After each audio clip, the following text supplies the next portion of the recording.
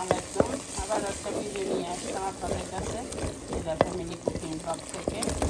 এটা হলো সরিষা দিয়া কাঁঠাল বিচি। এই যে সরিষাগুলো এটাকে ভালো করে গরম পানি দিয়ে ভিজিয়ে রেখে ধুই ভালো করে এখন আমি এটাকে অল্প জালে অনেক কিছু করতে হবে।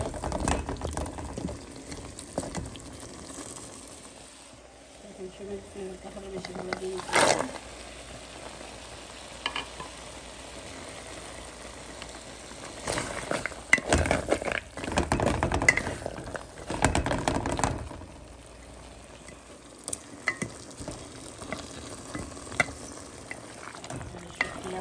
এখনো কাঁঠালের বিচিগুলো ঠিক দেওয়া হয় নাই।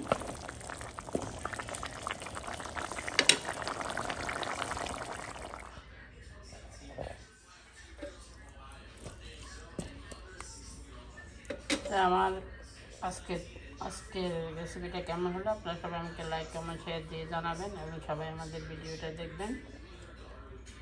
আল্লাহ হাফেজ, সবাই ভালো থাকেন। আসসালামু আলাইকুম।